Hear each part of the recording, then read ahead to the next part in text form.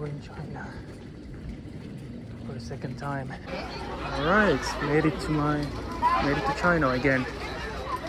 I was taking to extra questioning, and they're clearly not used to taking in foreigners from this entry point, but I took my time to make sure my documentation,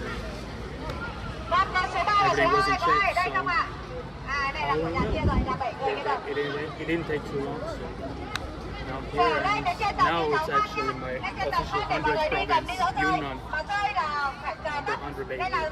So, get a little bit of cash.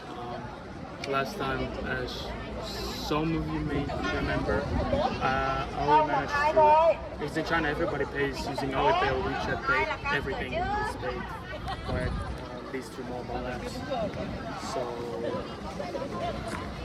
I only managed to get that to work for a few days, and then my bank pretty much just blocked it. This time I let bank know ahead of time that hey, I'm gonna go to China. There might be some weird looking transactions, but don't be alarmed. But I think it's still gonna fail. So gotta get some cash. They don't like receiving it by law. They have to take cash.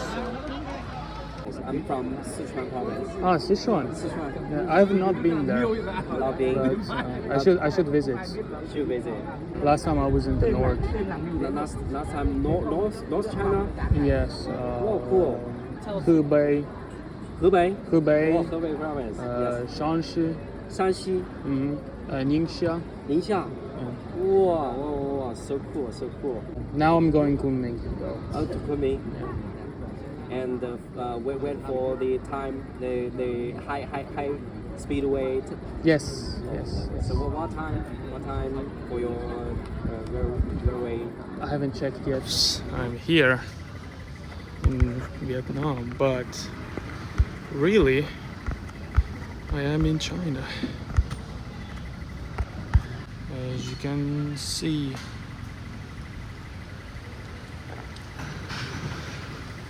It turns out that there are no more trains to Kunming, which is where my hotel is. I'm gonna have to go by taxi, I guess. A lot of people already.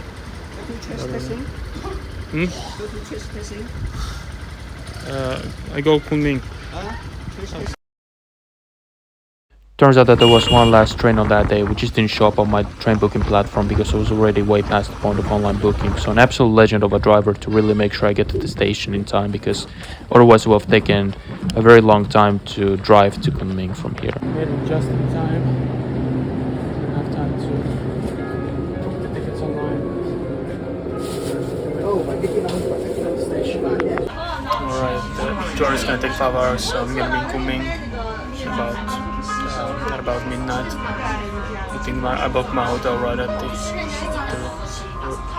railway station. Oh, there's gonna be tunnels for most of the journey. I'm just kind of surreal to actually come to China without. That's the first time this has been possible for Europeans.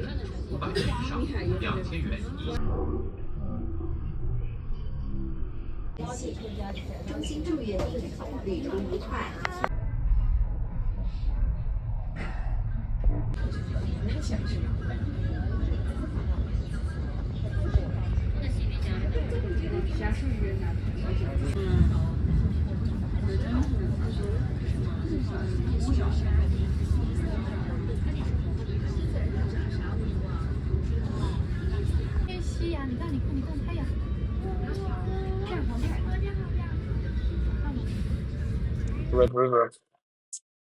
You can see what kind of leaves layer more on satellite imagery. But the river itself is very special here, but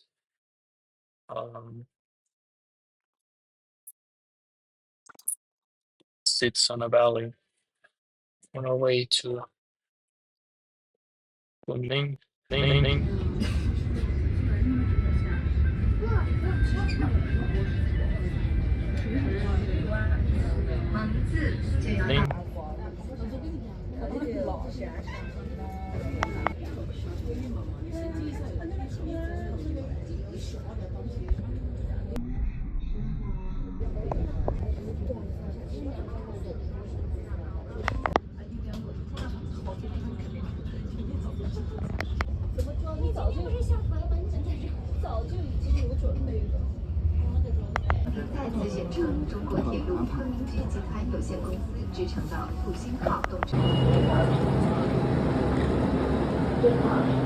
Oh, the weather's banging.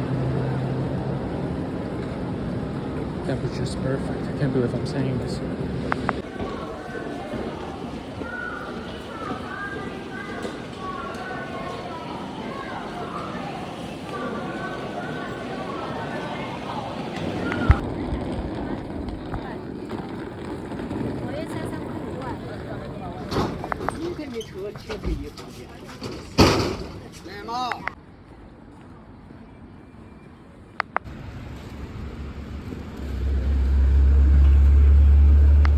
Already missed these. But anyway, here's the hotel room. Like a lot of hotels in China, they're nice.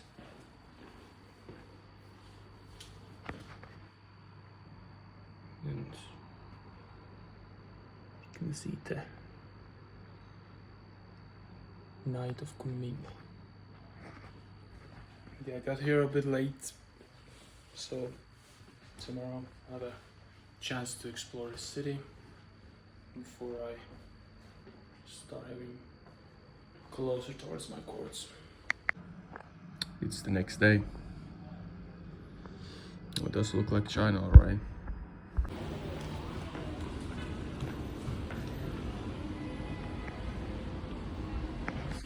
You know, actually, the moment I crossed the China, I immediately started to recognize and re-remember some words which I learned the last time I was here a year ago. For some reason, I already remember more Chinese words than Vietnamese words. I guess perhaps because I've been to China for over 3 weeks now. On a previous trip, I have a little bit of prior experience about pronunciation of Mandarin language or Chinese. I guess for me it's much easier to pronounce Chinese words than Vietnamese words. I don't know, maybe it's because Vietnamese isn't the Latin alphabet and it kind of gives you this false sense of security. It kind of lulls you into the false sense of security. Like, oh, these are letters I can recognize. I can say anything to a Vietnamese person as long as I can see what I'm reading. But either you pronounce the letters wrong, which most of the letters are not pronounced the way at least I personally would have imagined. The second, my tones are probably fucked up. So, there's more of them in Vietnamese than in Mandarin Chinese. I'm already familiar with the Mandarin ones. So for me, I've had more success so far with Chinese than Vietnamese. But if I were to return there, which I hope I would at some point because I did enjoy Vietnam, I hope I will do better. Here we are in Kunming. People are mostly similar than Vietnamese. Maybe people respect personal space here a little bit less. And that's something I actually remember from the previous trip. Again, it's just from the perspective of being from the country I am. It's the cultural difference. Yeah, it's my first time in southern China. This is where most tourists go to if they're not going to Beijing. and see the Chinese wall and maybe the Terracotta Army. I think the majority actually go to south because in terms of nature, very many would argue that this part of China, the southern part of China, is the best China has to offer in terms of landscape. Culture is also very different. There's a lot more ethnic minorities than in the Han mainland. So like I mentioned, in the Chinese-Vietnamese border area, that's a very ethnically heterogeneous area. So it's the same with the Chinese side of the border. And in Yunnan province, is a lot of different ethnic minorities and Chinese people, or actually everyone does speak Mandarin, but the Mandarin spoken here is dialectal version of Mandarin, like in most other parts of China, and is apparently quite different. But in China, most people do know the sort of official Mandarin Chinese, which is based on the Beijing dialect, so which is spoken in the capital city. But yeah, here we are in Kunming. Let's see what the random coordinates say and random numbers. How long shall I stay here before I move forward? I think I'll try to spend at least a few hours in here because the distances now between cities for me, they're gonna be quite long. Just the previous train ride, it was 5-6 hours. Because yeah, the trains in this part of China, they're not as fast as the bullet trains in much of other China. Probably because of the terrain. There were tons of tunnels and beautiful mountains, rugged mountains and stuff.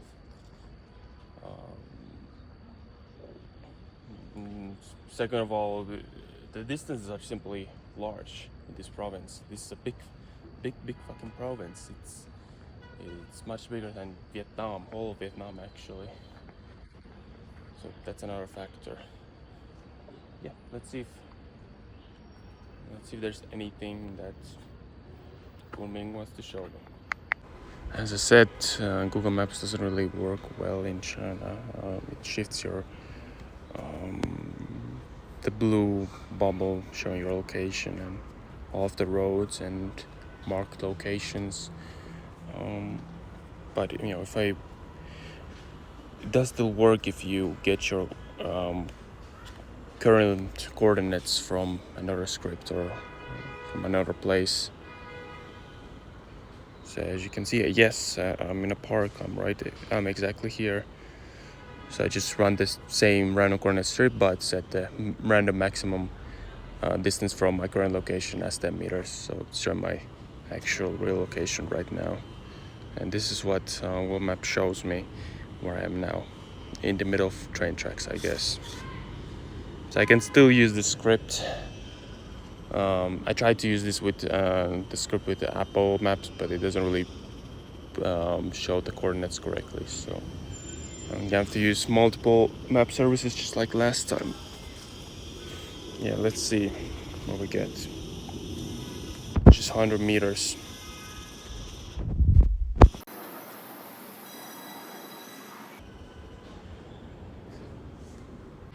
There must be another entrance to that place.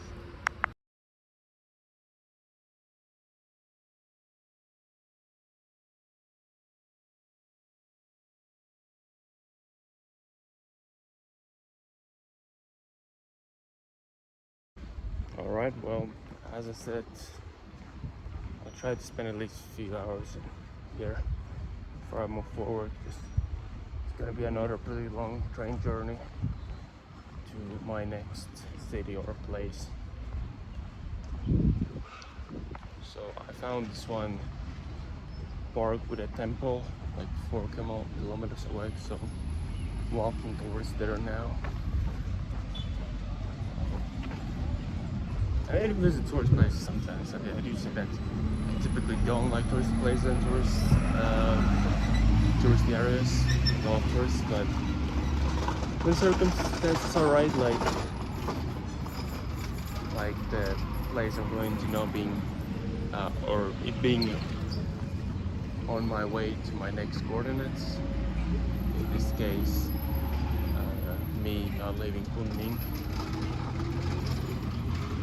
and me having to go to Kunming regardless. And the fact that it actually looks quite interesting to me personally, so why not check it out?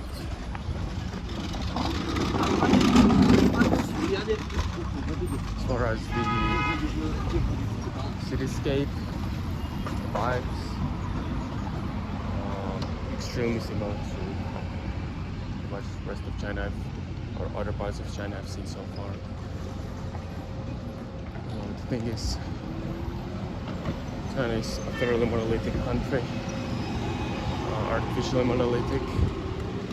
The use of standard Chinese is being promoted, though people, at least for now, still on their day-to-day basis mostly still speak their own local dialect.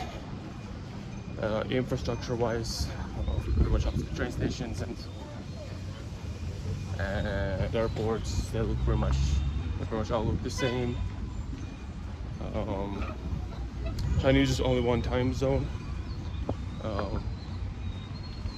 Despite the large size of the country, realistically it should maybe have like 4 time zones based on its width, so to speak.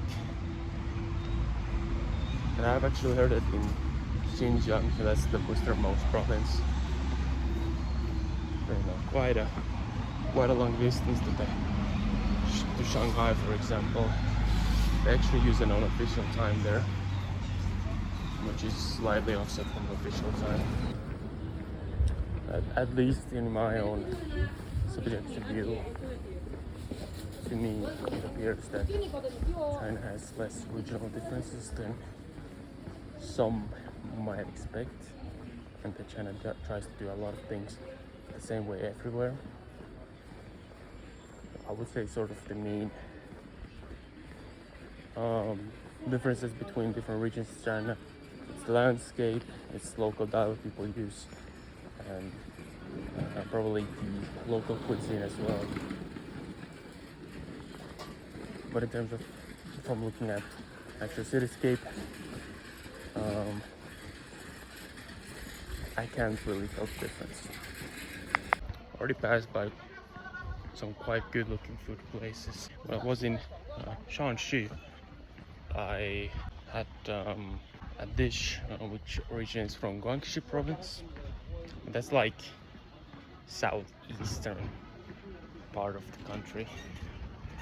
Yunnan is more like southwestern maybe. I think the cuisine here is different, so I will be looking forward to try something.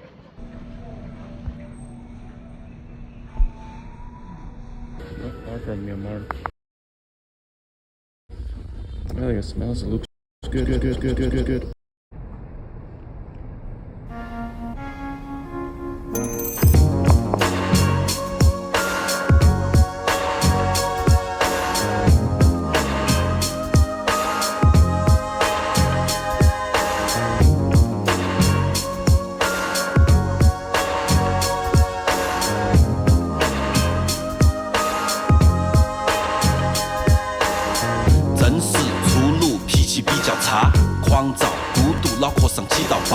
女人面前潇洒，钱拿起随便花，臭毛病改不脱，从井口跳出去的蛙。低出身反而现在喜欢住高楼，怪老妹儿就爱街上长的大李狗。朋友喜打牌，坐到边上下几手，提几杯都干了，不得差你那几口。街上长大的娃儿咋会懂不起？世界不是草台班子，是个棚户区。仇恨、冲突、弱肉强食，猎杀变成圈养，给猪狗一点糖吃。猪狗们就把虚伪当成人生坐标，抢100年前有些人辫子剪了直接上吊。难怪嘻哈火遍世界 in the different hood， 人与人就一种关系，努力努力做。这一味的天堂，灭灯初上，照亮眼前的荒凉，是心事。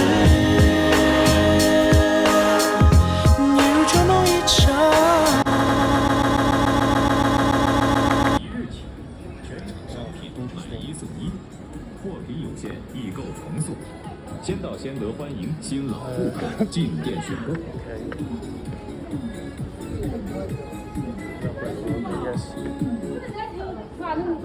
I've been reading about these stores on the internet because people have been mentioning that most of the products are not really even Russian. They're just labeled as Russian based on the SKU, which is like retailer code. Which is, and most people report that there's a lot of them in Chinese cities, but they're almost always empty, like this one. Essentials. So, I guess Russia's trying to export some of their products to China now because of the sanctions, but I don't think there's much demand among the Chinese people, so I'm not really sure why there's that many of these stores. Alyonka. 重要通知！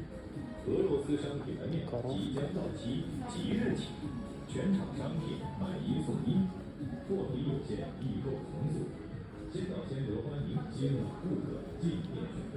Yeah, I guess there's a lot of Chinese tourists. Sorry, Russian tourists in China.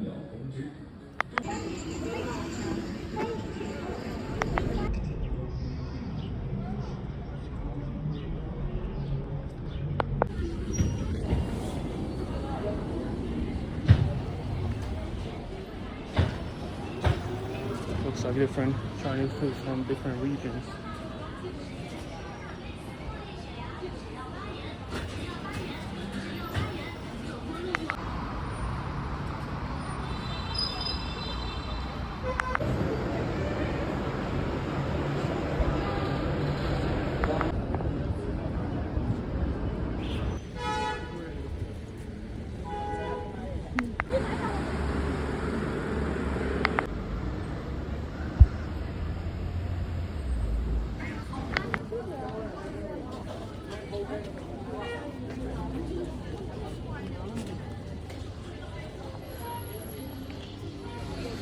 To be perfectly honest, I think a lot of these places give off a tacky vibe, but they're still nice. It's still pretty and obviously very clean.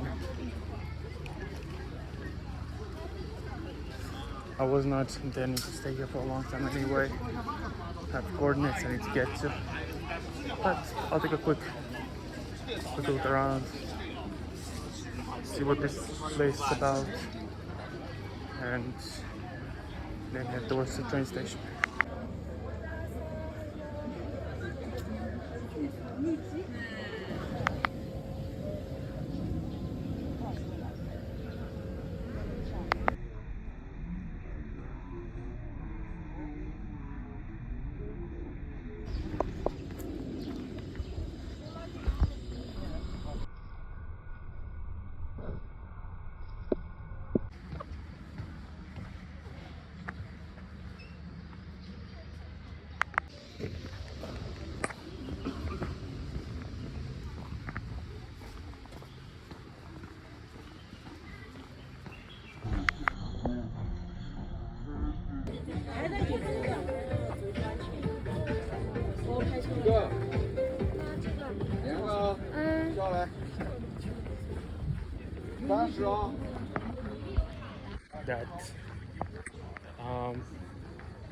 That suit, like the mainly black one with some ornaments, it looks so cool.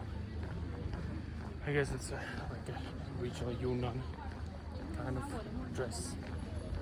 As mentioned, Yunnan province has almost half of China's officially recognized ethnic groups, with 25 indigenous minorities coexisting alongside the majority Han population, as written here.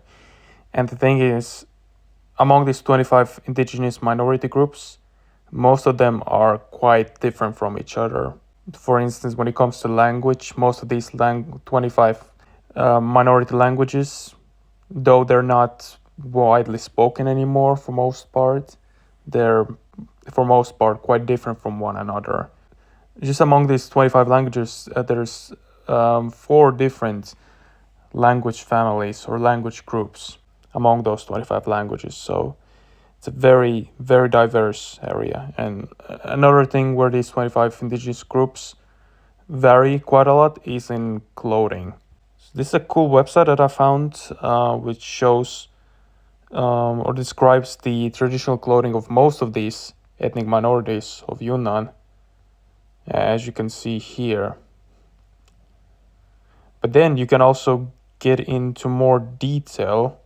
For example, if we pick Y, I think minority, which I think is more related to the Burmese people than Chinese people, Han people. As you can see, we can get even more details about the traditional clothing. You can even see pictures. This is very cool. So if you're interested in learning more about the cultural richness and ethnic diversity of Yunnan, I think this is a good website to start from. Check it out.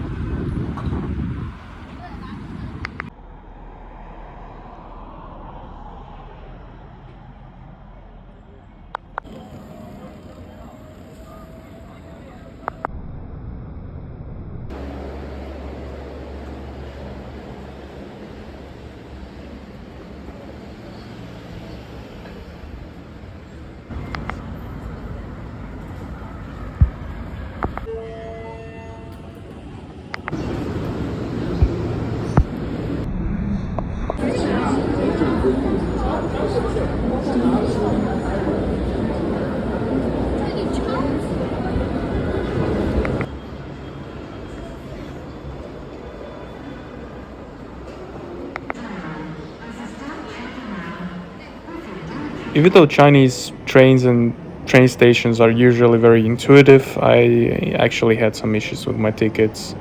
So I asked for help, and I can only say positive things so far about the personnel working for train stations and airports. They helped me out, and I was able to get on my train towards my coordinates, closer towards my coordinates. I mean, very few people in China actually speak English, but the personnel work at the train station they had some kind of a device which was really effective in translating between English and Chinese, and vice versa.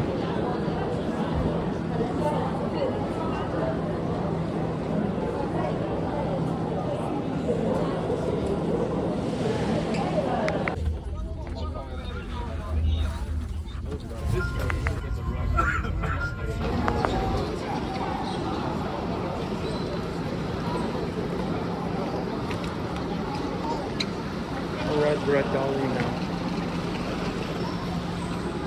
Yeah, a little bit over 100 kilometers.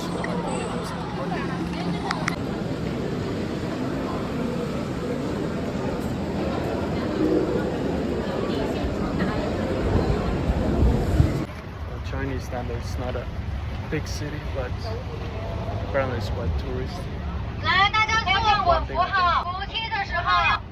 Very loud like everyone else. Except here, now we're in the south of China, Yunnan.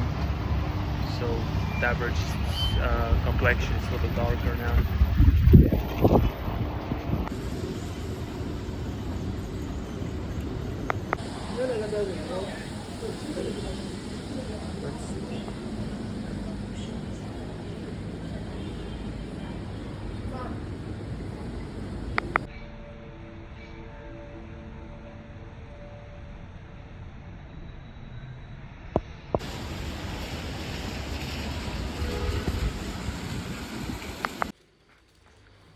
Alright, nice. Let's see what tomorrow has to offer.